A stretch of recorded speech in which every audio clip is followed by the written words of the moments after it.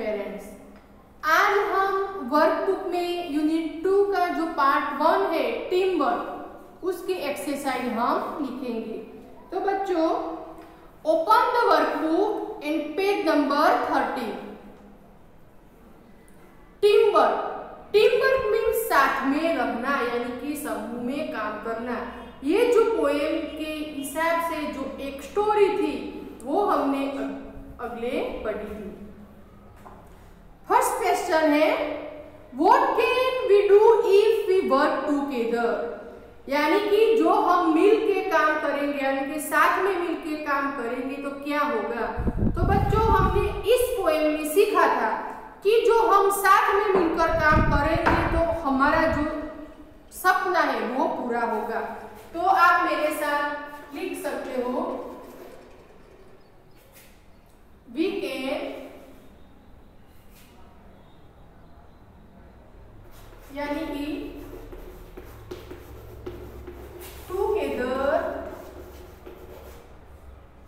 Sorry,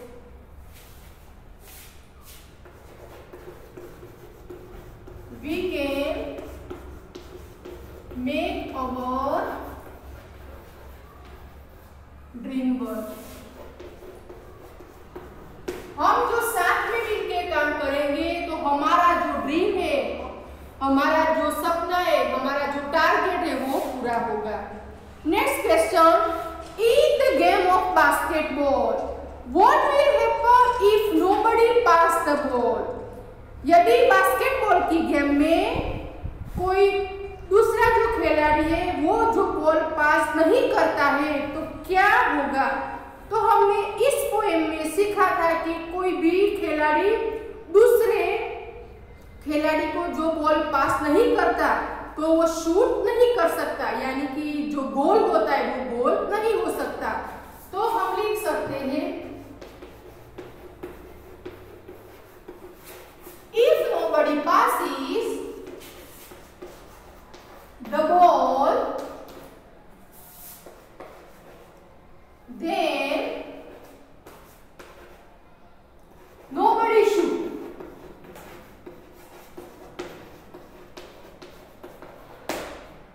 यानी कि यदि कोई प्लेयर बास्केटबॉल गेम में बॉल पास नहीं करता है तो हम निशाना यानी कि गोल नहीं कर सकते।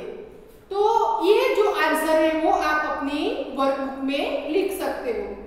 Next question, when can a relay race not go on, यानी कि जो रिले रेस होती है वो कब खेली नहीं जाती है। तो मैंने आपको इस पोएम में सिखाया था कि रिले रेस में 100 मीटर के स्टेप पे और खिलाड़ी होते यानी कि प्लेयर्स होते, और ये जो प्लेयर होता है उसमें हाथ में एक बैटर होता है, बैटर यानी कि स्टिक होता है, वो 1 बाय 1 पास करके रिले रेस खेली जाती है। तो जब कोई प्लेयर रिले रेस में बैटर पास नहीं करता तो ये जो गेम है वो खेली नहीं जाती। तो आप मेरे साथ लिख सकते हो,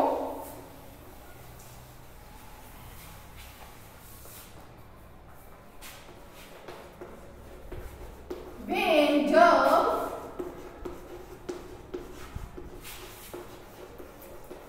nobody wants to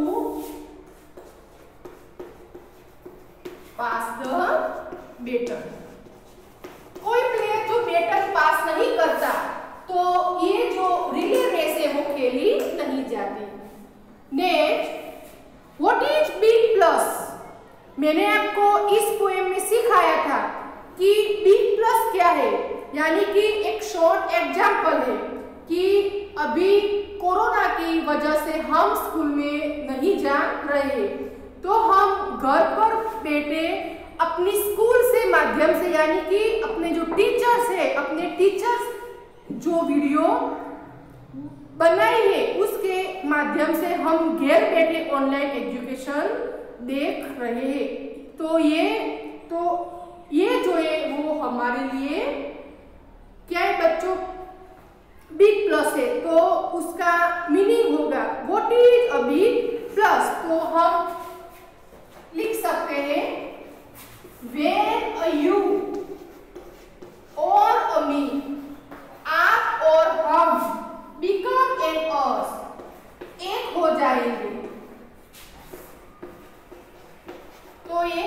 हमारे लिए बिग प्लस होगा। तो आप अपनी वर्कबुक में ये जो आंसर है वो लिख सकते हो। नेक्स्ट क्वेश्चन,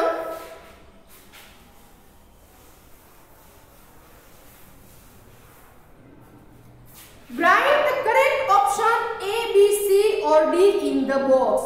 हमें नीचे दिए हुए ऑप्शन के माध्यम से सही ऑप्शन चुनकर हमें ये जो बॉक्स है उसमें लिखना है। What is needed to make our dream work? यानी कि हमें जो हमारा सपने का वर्क यानी कि हमारा टारगेट पूरा करना है तो हमें किसकी जरूरत होगी? तो हमें टीम वर्क की जरूरत होगी, यानी कि साथ में रहने की जरूरत होगी। तो बच्चों ऑप्शन ए आएगा, team work.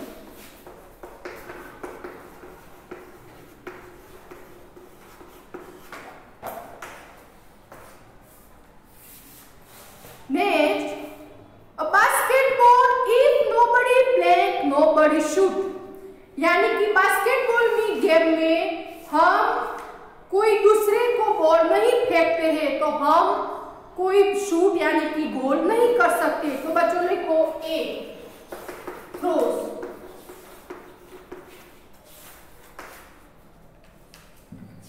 Next, a relay race can't go if nobody wants to। हमने इस पोएम में सीखा था रिले रेस नहीं खेली जाती कब? जब कोई भी प्लेयर अपने हाथ में जो बैटन है, जो स्टिक है वो पास नहीं करता तो ये जो रेस है वो खेली नहीं जाती। तो सी, पास द बैटन।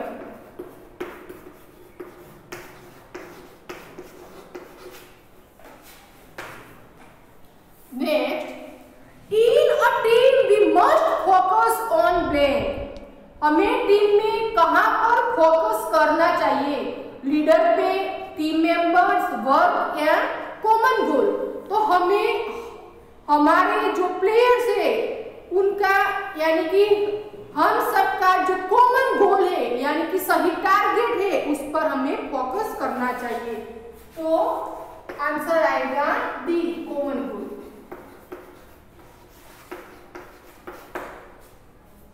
तो आप अपनी वर्कबुक में ये लिख सकते हो। Next, complete the following sentences. नीचे दिए सेंटेंस को कंप्लीट कीजिए। If nobody passes the ball in the basketball, then यदि हम बास्केटबॉल की गेम में बॉल पास नहीं करते तो क्या होगा? तो हमने इस पोएम में सीखा था कि यदि हम बास्केटबॉल की गेम में बॉल पास नहीं करते तो हम गोल नहीं बना सकते। तो हम लिख सकते यू कांट शूट, यानी कि निशाना नहीं लगा सकते।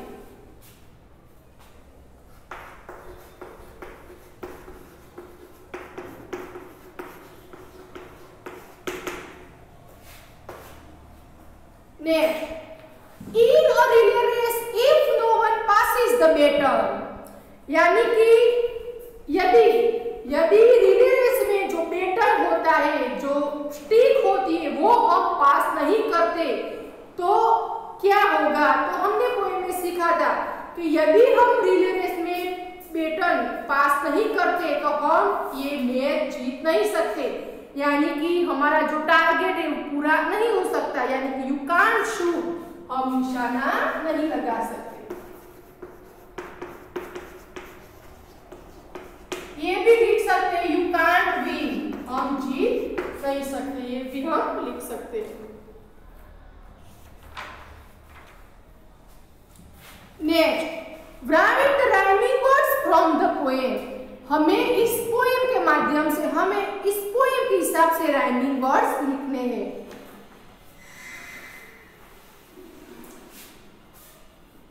तो फर्स्ट टर्न, तो one, second on, baton, wall, goal, 10 us, तो ये जो राइमिंग वर्ड्स है वो आपको अपनी वर्कबुक में लिखने हैं।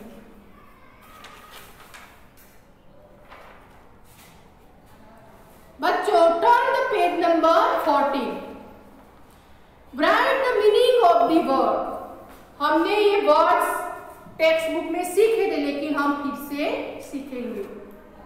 Team work. तो what is the meaning of team work? तो हम लिख सकते हैं combined effort of team.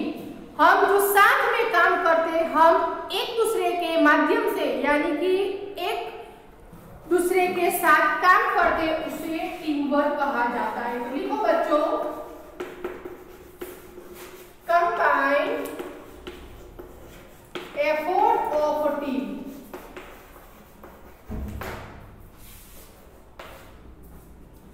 To pass. Pass means move onward, यानी कि एक दूसरे से किसी चीज को पास करना।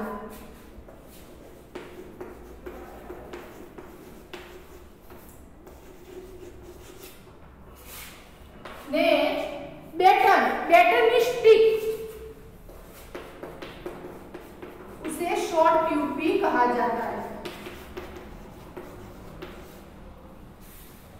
गोल। Goal means aim, and plus means advantage. तो ये आप अपनी वर्कबुक में लिख सकते हो।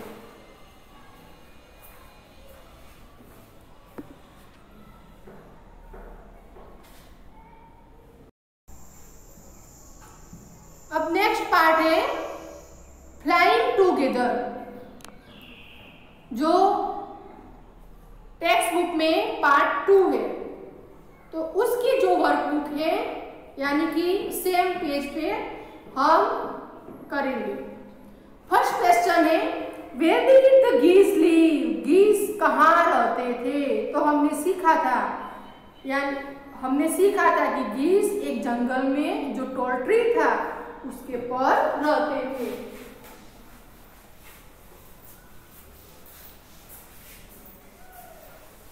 Unit 2 part 2।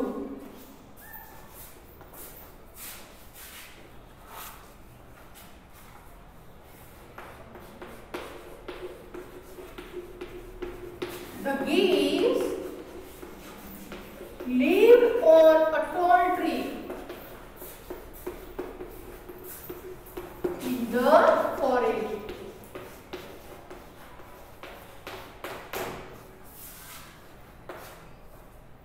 Next question, what did the wise old bird notice? जो समझदार जो बर्ड था वो क्या नोटिस कर रहा था? तो इस लेसन के हिसाब से जो स्मॉल यानी कि प्लांट था, जो पेड़ पर चढ़ने वाला पौधा था, वो डे बाय डे चढ़ रहा था, तो उसकी नोटिस कर रहा था। तो हम लिख सकते हैं the wise old bird notice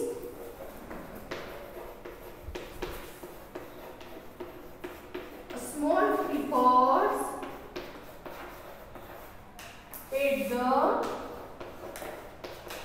foot of the tree. Foot of the tree में बच्चों ये जो पार्ट होता है उसे foot of the tree कहा जाता है। The wise old bird noticed a small creeper at the foot of the tree.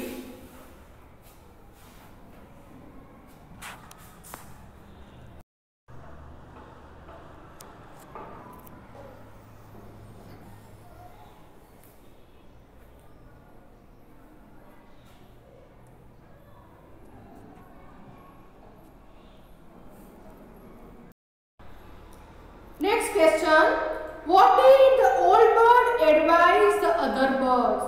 इस लेसन के हिसाब से जो ओल्ड बर्ड था वो अदर बर्ड्स को क्या एडवाइस यानी कि क्या सलाह दी थी? तो ये जो ओल्ड बर्ड ने एडवाइस दी थी कि ये जो क्रीपर से अभी छोटा है तो हम उसे काट दे यानी कि खत्म कर दे, ऐसी एडवाइस दी थी।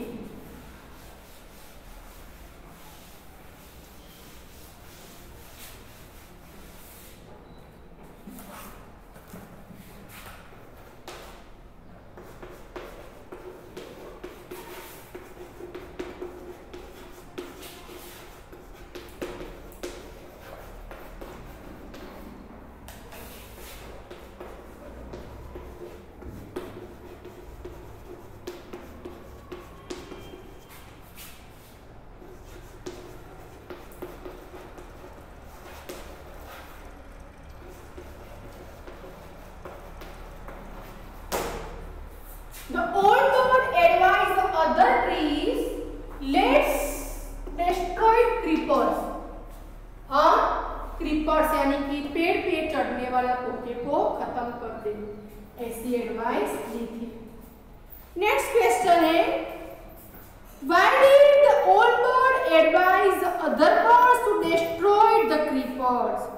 यानी कि ओल्ड बर्ड ने एक क्रीपर्स खत्म करने की क्यों एडवाइस दी थी? इसलिए दी थी कि वो जो ओल्ड बर्ड्स था वो जानता था कि जब ये जो क्रीपर्स है अभी नाजुक है, जब बड़ा होगा यानी कि स्ट्रॉन्ग होगा तो इस पर कोई भी व्यक्ति यानी कि शिकारी आकर चढ़ जाएगा और हम सबको मार देगा। तो इसलिए जो ओल्ड बर्ड था वो एडवाइस दी थी। तो हम लिख सकते हैं the old bird advise the other birds to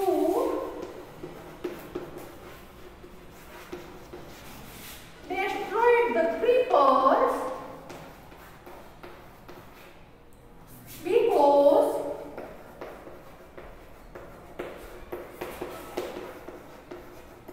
it could help hunter to climb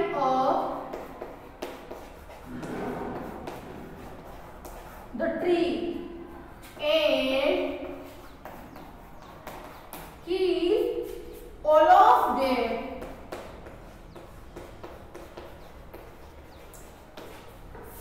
The old bird advised the other birds to destroy the creeper because it could help hunter to climb up the tree and kill all of them. Old bird ने advice other birds को दी कि हम एक creepers यानी कि जो चढ़ने वाला पौधे को खत्म कर दें, क्योंकि जो यदि हम खत्म नहीं करेंगे तो इसके माध्यम से हंटर में शिकारी चढ़ जाएगा ट्री पर और हम सबको मार देगा। तो ये जो आंसर है वो आप अपनी वर्कबुक में लिख सकते हो।